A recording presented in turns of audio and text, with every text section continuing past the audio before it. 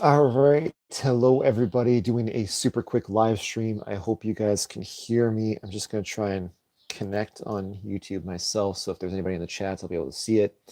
Basically, what I want to do is just share a little bit answering your questions on shipping my motorcycle to Italy. And yeah, let's see.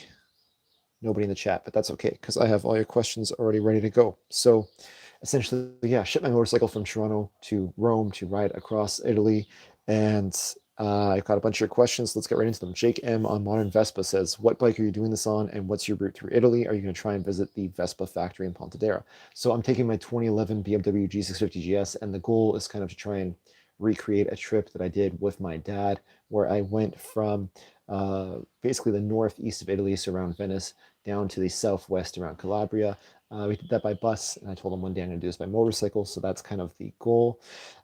In terms of what was your next part of your question? Am I going to try and visit the Vespa factory?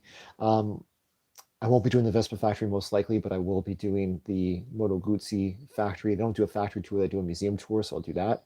And I'll also be doing the Ducati. They do a factory tour as well as a museum tour of Ducati as well in Bologna. Berto on Modern Vespa asks, are you planning on seeing any major tourist sites or avoiding them? Plan on avoiding that rain if you can hear the thunder coming.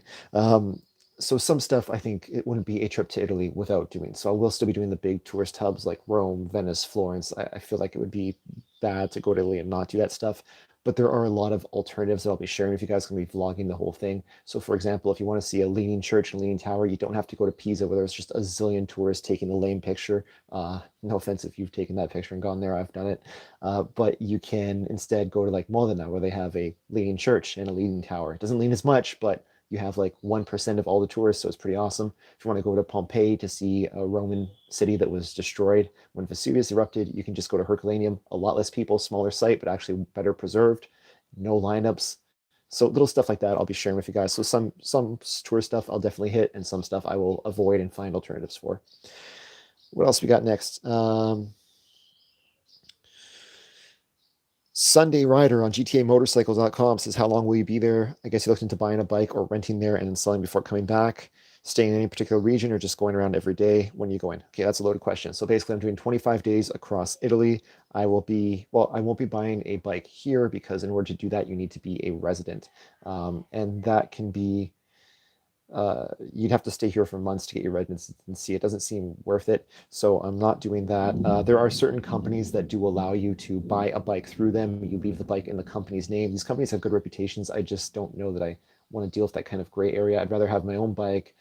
I've had this bike since it had 2,000 kilometers. I know it's been well maintained and taken care of. I feel more comfortable like that, so that's why I'm going with that route. As for trip planning, I think everybody says avoid July and August is when you have the maximum tourists, the maximum heat. It's not a good time. I've done that tour across Italy in the heat of summer. It's bad. I mean, it's not bad, but it's pretty bad. I'll be traveling all over the country every day. I will be also doing a video showing you guys some of the prep work that went into it, including this really cool website that I use that shows me what the average temperatures are for given areas, what the average like how much rain you can expect, how much sunlight hours you can expect. That kind of stuff really helps you with planning this sort of cross-country trip. So I'll be sharing that in an upcoming video. Jess on Modern Vespa says, "What on earth made you think 1 month was enough to see all of Italy?" Yeah, that's a great question. The furthest distance between any 2 points in Italy is about 1,500 kilometers or 900 miles. I'll pretty much be doing double that over this trip. I'm going to be doing a lot of zigzagging, and then the plan is actually to leave the bike here. And T-Bone says, "Stay safe out there, my friend. Thank you very much. Appreciate that." I'll be leaving the bike here and then coming back next year to do a second loop of Italy as well. So I'm going to do as much as we can in 25 days, and then come back again for more. Tor798 on YouTube. What kind of seat do you have? Actually, I'm going to go back to this one in a second. Mayor of Now on Modern Vespa says, do you have a schedule? I rode 2 months in Italy and still missed the middle third. Doing 2 loops in 1 month seems ... aggressive. 100%. Yeah, I will be following a schedule pretty similar to what me and my dad did, where it was across the whole country by bus in a month. I'm completely aware that I'm looking at 12-hour days every day. So I'm cool with that. That's what I signed up for. If anybody is watching this and can let me know if you guys can hear me okay, or if I need to speak up, or just please let me know. Have not gone live before. Tor798 on YouTube says, what kind of seat do you have? Original one's not very comfortable. Yeah, the original G650GS seat, it gives you like a front wedgie. It is very not good for your man parts. I replaced it with a seat concept seat. I have a video called G650GS touring setup. If you check that out, if you're into the G650GS, you check out that video, you'll find a lot of info specifically on how I set up my bike for this particular trip. Steel Bites on Modern Vespa says, any info prepping the bike could be interesting. And is this air or ship? Example, battery disconnect, fuel, drain your fuel tank, etc. Yeah, I will be doing a full prep work video. Like I said, honestly, this is something that I think, oh, Patrick says super clear. Thanks, man. Appreciate you, dude. Oh, that's awesome. Thanks, guys. Yeah, where was I going with this? A lot of people have shipped their motorcycles over decades and decades now, and I don't think anyone's really gone into a lot of full. Well, a few people have gone to full details on this, even guys from Toronto, which is awesome. But I want to really get that information super clear to people so you guys know what to expect. So that'll be coming up in the future. It is definitely going by air, not by sea. By sea, I could have saved about $400, which would have been nice. But by sea, they tell you it's going to be like 2 months. You don't know when exactly it's going to get there because it depends on the weather.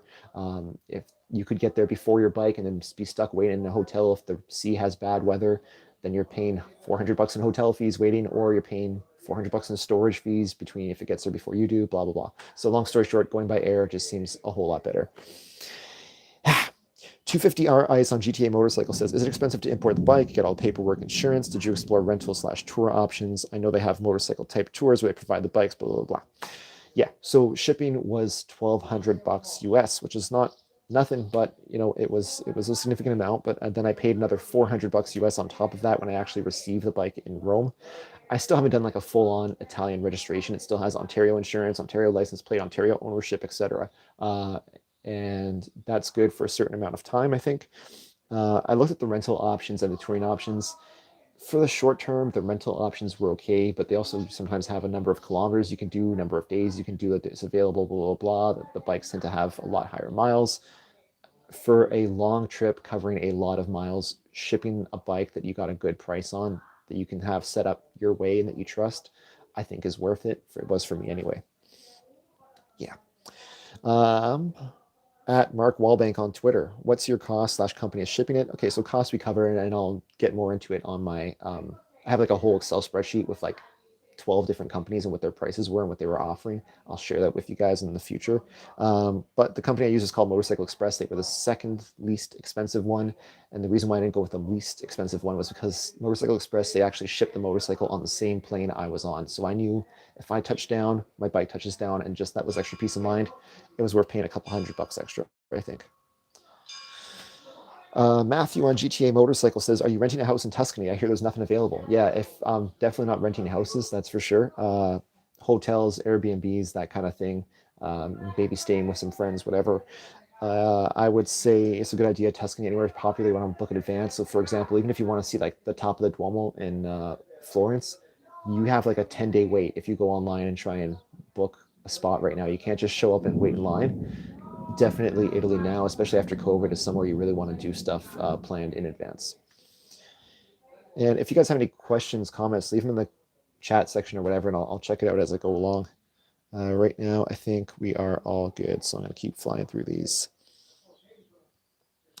Bagsy on GTA Motorcycle, are you going to drive in Rome? I am 1,000% going to drive in Rome. That's been something I've been waiting to do for like 15 years. That's the dream thing for me. I know it's a nightmare for other people. For me, I'm all about it. I want to do that. I would be super disappointed if I didn't ride in Rome. TK4 on GTA Motorcycle, aka my buddy Scott. Where is the best prosciutto and provolone? I am not an expert on Italian foods, but I did watch this series on CNN called Stanley Tucci Searching for Italy. Stanley Tucci does his own tour of all of Italy, but he specializes on the food of each region and what makes it different and how they do it differently. If you're into that kind of stuff, that's what you should be checking out. He is much more versed on this than I am. DiPiazzo on Modern Vespa, do you speak Italian?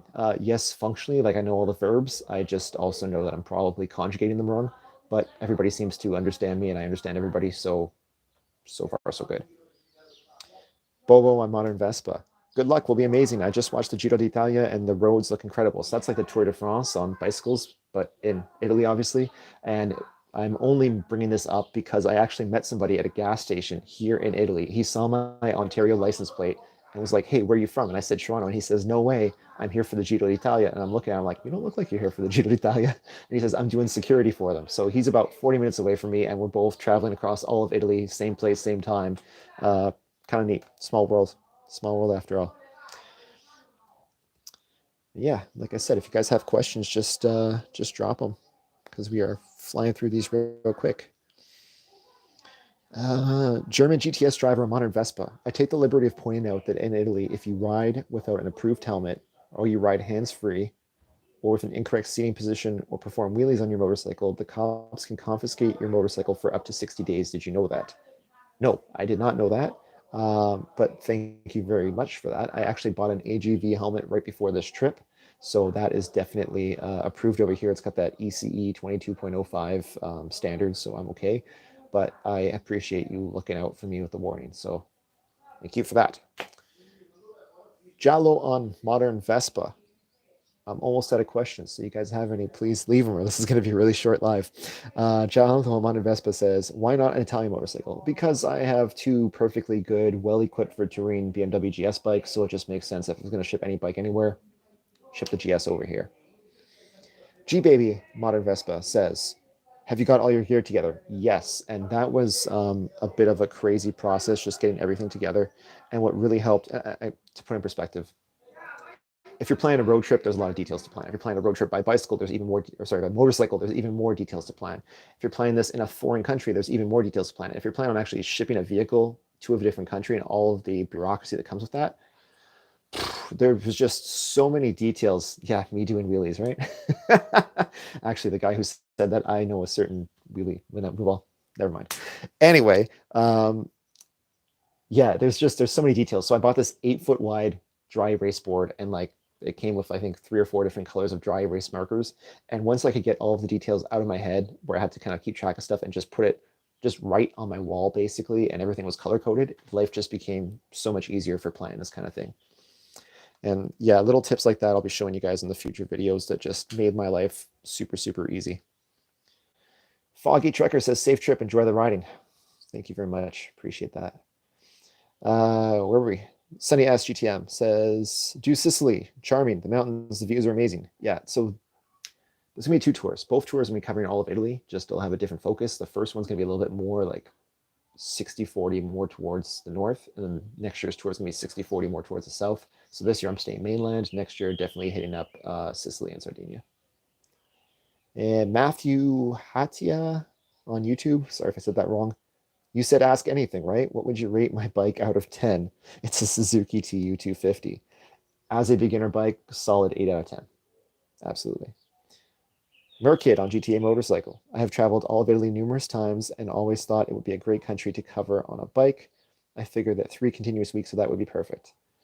100%. If I could make staying here make sense in terms of life, finances, dog at home, and all that, I would. I think right now this is a really good amount for me, and we'll see what happens next year. I'm super, super excited for this. The last question, randomly, Znomit on modern Vespa. Do they call them French fries or freedom fries? They call them patatine fritte, which literally translates into small potato fried. Uh, so there you go. Just call it like it is. And that's about it for questions. I think we just ran through about 25. Looks like no questions in the comments. I'm gonna give it about 20 more seconds and then we'll cut this one out. For you guys who did check this out, thank you. That was pretty cool. I've never gone live before, so you guys are the best.